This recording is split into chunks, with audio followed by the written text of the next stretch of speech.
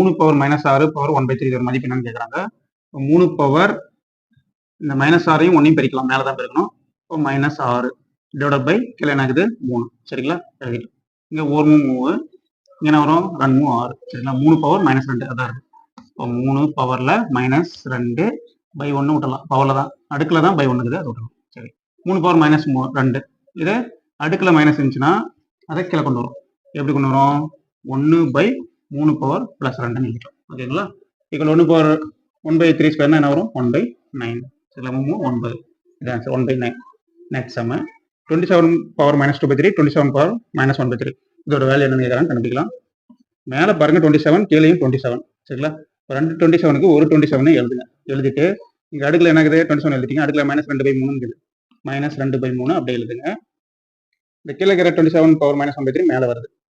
இது மேலே வந்துச்சுன்னா -1/3 என்ன மாறிடும்? +1/3 மாறிடும். ஓகேங்களா, +1/3 இருந்துச்சுன்னா மேலே வந்து என்ன வந்துடும்? -1/3 வந்துடும். எப்போ மேலேருந்து மேலே கொண்டு வரலாம்னா ரெண்டுமே சேம் நம்பராக இருக்கணும். இங்கே 27 இருக்குது, இங்கேயும் 27 இருக்கணும். அப்போ தான் என்ன நம்பர் இருக்குதோ அந்த நம்பரு. சரி, இப்போ இதை சால்வ் பண்ணலாம். இப்போ 27 அப்படியே எழுதிங்க. இப்போ அடுக்கில் பார்த்தீங்கன்னா கீழே இங்கேயும் 3 இங்கேயும் 3 கீழே. அப்போ கீழே ஒரே கோடு போட்டு 3 போட்டுங்க. கீழே மேலே -2 + 1 -2 + 1. சரிங்களா, அப்போ 27 அடுக்கில் -2 + 1 என்ன வரும்? -1/3 அப்படி எழுதி கீழே 3 அப்படி எழுதி. சரி, அடுக்கில் மைனஸ் இருக்குது, அப்போ என்ன பண்ணணும்? ப்ளஸ் பண்ணணும்னா அப்போ 1/27 பவர் என்ன எழுதலாம்? 1/3 எழுதலாம், +1/3 எழுதலாம். சரிங்களா, சரி எழுதிட்டோம். இப்போ பார்த்தீங்கன்னா 1/27 என்ன எழுதலாம்? 3³ எழுதலாம். 9 9 27.